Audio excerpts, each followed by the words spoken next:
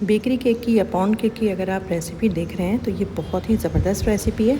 Bakery cake की ये recipe जब से मुझे मिली, बाकी रेसिपीज़ को तो मैं भूल ही गई हूँ। वीडियो को पूरा देखिएगा ताकि आपको पता चले कि वो कौन सी टेक्निक या वो कौन सा इंग्रेडिएंट हम यूज़ कर रहे हैं जो इस केक को बेकरी का लुक देता है और आसान और डिफरेंट बनाता है। अस्सलाम वालेकुम, मैं हूँ मदिहा और आप हैं इस वक्त जस्ट मदिहा उर्दू रेसिपीज़ पे। चलिए रेसिपी स्टार्ट करते हैं जल्दी से। बिस्मिल्लाहिर्रहमानिर्रहीम।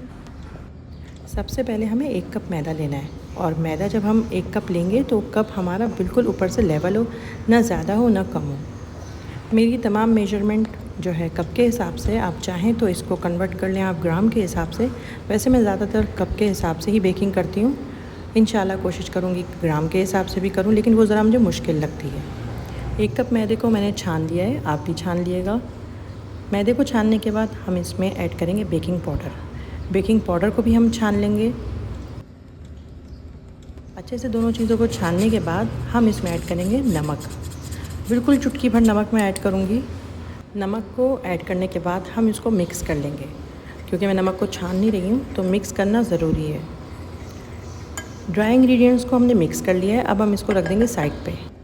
अब हमें चाहिए 2 अंडे और दोनों अंडे रूम टेम्परेचर पे हैं। मैं इसी में तोड़ रही हूँ, आप चाहें तो अलग से तोड़ लें ताकि ऐसा ना हो कोई अंडा ख़राब हो और आपके दोनों ही अंडे बर्बाद हो जाएं।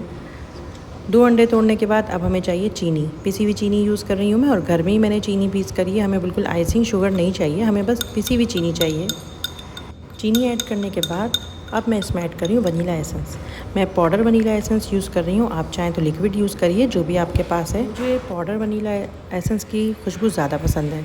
खैर, अब हम इन चीज़ों को बीट कर लेंगे। इतना बीट करेंगे कि हमारा जो मिक्सचर है ये अंडों का ये डबल हो जाए और चीनी इसमें बिल्कुल घुल जाए। चीनी तो फ़ौरन ही घुल जाएगी क्योंकि हमने चीनी पिसी हुई यूज़ करी है, लेकिन फिर भी हम इसको अच्छा सा बीट करेंगे। थोड़ा मैंने स्पीड तेज़ कर दी है, यानी मैंने इसको अच्छा खासा बीट किया है। अच्छे से मिक्स करने के बाद अब हम इसमें ऐड करेंगे ऑयल। तेल यूज़ कर रही हूँ मैं, कोई भी आप वेजिटेबल ऑयल यूज़ कर सकते हैं। और अब मैं कलर के लिए इसमें ऐड कर रही हूँ थोड़ा सा जर्दे का रंग। आपके पास अगर फूड कलर है तो आप उसके 2-3 ड्रॉप्स ऐड कर दीजिए। जो भी आपके पास है आप इसमें ऐड कर सकते हैं। बहुत ज़्यादा ऐड नहीं करना कि ये बिल्कुल ही डार्क येलो हो जाए, बस थोड़ा सा हमें इसमें ऐड करना है। दोनों चीज़ें ऐड करने के बाद मैंने फिर से इसको अच्छे से बीट कर लिया है। उतना नहीं किया जितना अंडों को किया था पहले, लेकिन थोड़ा बहुत मैंने अभी भी अच्छे से बीट किया है। अब मैं इसमें मैदा ऐड कर रही हूँ। मैदा थोड़ा थोड़ा करके ऐड करेंगे और फिर मिक्स कर लेंगे। सारा मैदा एक साथ नहीं डालेंगे, नहीं तो मिक्स करने में भी मुश्किल होती है और गुठलियाँ भी पड़ जाती हैं। अब हम यूज़ कर रहे हैं हैंड बीटर और उससे हल्के हल्के इसको मिक्स कर लेंगे।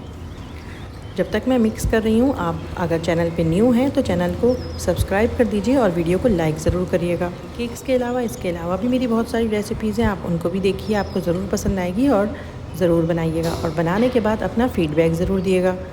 चलिए अब मैं इसमें बाकी का मैदा भी ऐड कर देती हूँ जो बच गया था। तमाम मैदा ऐड करने के बाद मैं इसको फिर से दोबारा से मैं मिक्स कर लूँगी। अच्छा, बेकिंग करते हुए मैंने पहले भी अपनी वीडियोस में बताया है कि सब चीज़ें रूम टेम्परेचर पे हों और चीज़ों को अपने पहले से रेडी करके रखा करें। अपनी बेकिंग ट्रे को, बटर पेपर को, हर चीज़ को अपने पहले से रेडी रखा करें। परफेक्ट बेकिंग करने का एक और ये उसूल है कि आपकी चीज़ें पहले से रेडी हों। अब हम वो ऐड करेंगे जिससे आपकी बेकरी वाले टेस्ट की खुशबू, टेस्ट और टेक्स्चर आएगा। तो ये है बिल्कुल गर्म दूध, खौलता हुआ दूध है ये। और अब मैं इसमें ऐड कर रही हूँ 2 चमचे मक्खन के। हमने थोड़ा सा ऑयल लिया है और थोड़ा सा मक्खन, लेकिन हमारे केक की खुशबू और टेस्ट बिल्कुल ऐसा आएगा जैसे कि ये बिल्कुल मक्खन में रेडी हुआ है। और मक्खन में बनी हुई चीज़ें या केक्स, उनकी बात अलग ही होती है और खुशबू भी अलग से होती है। यही इस रेसिपी की सीक्रेट है कि गर्म दूध यूज़ होता है और साथ में मक्खन डलता है और ऐसी प्यारी खुशबू आती है इस केक में और टेक्स्चर भी बहुत प्यारा आता है। और जिसने भी ये रेसिपी जब भी शेयर करी थी, जहाँ भी शेयर करी थी, अल्लाह ताला उनको जज़ाए खैर दे। अब हम ये गरम गरम दूध इसी तरह से अपने बैटर में ऐड कर देंगे। ठंडा नहीं करना है इसको, इसी तरह गरम गरम ऐड करना है और गरम गरम ही इसको फिर हम मिक्स कर लेंगे। कभी कभार हमें बहुत सर्च करने के बाद रेसिपीज़ मिलती हैं, कभी कभार बहुत इजीली मिल जाती हैं। खैर, जब भी मैंने कोई भी रेसिपी बनाई है या सीखी है तो जब भी उसको मैं बनाती हूँ मुझे वो लोग याद आते हैं और मेरे दिल से यही दुआ निकलती है कि अल्लाह ताला उनको खुश रखे। उनकी वजह से मुझे बहुत आसानी हो गई है और मेरी सर्च ख़त्म हो गई है। चलिए अब अपने बैटर को हम बेकिंग ट्रे में ऐड करेंगे। मैंने बटर पेपर लगाया है, आप चाहें तो सिर्फ मक्खन से ग्रीस कर लें। मक्खन से ग्रीस करेंगे तब भी आपका जो केक है वो इजीली निकल आएगा। मैं बड़े साइज़ की बेकिंग ट्रे यूज़ कर रही हूँ, लेकिन आप इसी बैटर को 2 में डिवाइड करके 2 बेकिंग ट्रे में आप बेक कर सकते हैं और उसका साइज़ है 6x3 का। तो ये 2 बेकिंग ट्रे आपकी यूज़ होंगी और आपके 2 केक रेडी होंगे। लेकिन मैं अभी बड़ी बेकिंग ट्रे यूज़ कर रही हूँ और इसका साइज़ मैं आपको डिस्क्रिप्शन बॉक्स में रेसिपी के साथ इंग्रेडिएंट्स के साथ ज़रूर शेयर करूँगी। अब हम इसमें ड्राई फ्रूट ऐड करेंगे। आप जो चाहें ऐड कर सकते हैं, किशमिश, बादाम, पिस्ते, जो भी आपके पास है आप इसमें ऐड करिए। ओवन को पहले से रेडी करके रखिए। 180 डिग्री पे मैंने अपने ओवन को पहले से चला के रेडी कर लिया है और वो गर्म हो चुका है। अब मैं उसमें केक बेक कर रही हूँ। केक मैंने 35 से 30 मिनट बेक किया है। अगर छोटा पैन यूज़ कर रहे हैं अगर आप, तो फिर आपका केक और भी जल्दी हो जाएगा। 1-2 दफ़ा प्रैक्टिस करेंगे, बनाएंगे, तो आपको अपने बेकिंग ट्रे, केक और अपने ओवन का जो टाइम ले रहे हैं वो आपको समझ आ जाएगा। मैंने इसको नीचे से बेक करने के बाद ऊपर से भी थोड़ा सा गोल्डन कलर दिया है।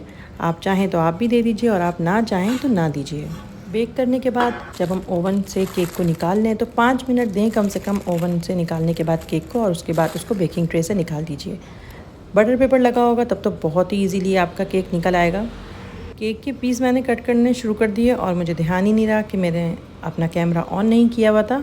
चलिए मैं आपको अपना तीसरा पीस कट करके दिखा देती हूँ। और ये बहुत ही सॉफ्ट है, बहुत प्यारी खुशबू है, बहुत प्यारा टेक्सचर है, सब कुछ बहुत अच्छा और प्यारा सा बना है, मज़ेदार बना है। डेफिनेटली ये रेसिपी ट्राई करने के बाद मेरे ख्याल से आपकी सर्च भी ख़त्म हो जाएगी। बिगनर्स हैं तब भी आपके लिए रेसिपी बेस्ट है, और अगर आप पहले से बेकिंग कर रहे हैं तब भी मेरे ख़्याल से तो इस केक के बाद आपको दूसरी रेसिपी ट्राई करने की ज़रूरत नहीं है। बहुत ही अच्छा टेक्सचर आता है इसका, बहुत ही प्यारा होता है, मॉइस्ट होता है और बहुत सूखा सूखा नहीं लगता। जब हम केक खा रहे होते हैं अक्सर केक हम लेते हैं जो बहुत सूखे सूखे से होते हैं, ऐसा लगता है कि गले में ही फंस गए हैं। खैर ये रेसिपी ट्राई करिए, दुआ में याद रखिएगा, अपना फीडबैक दिएगा। मैं मिलूँगी नेक्स्ट रेसिपी में, जब तक के लिए अल्लाह हाफिज़।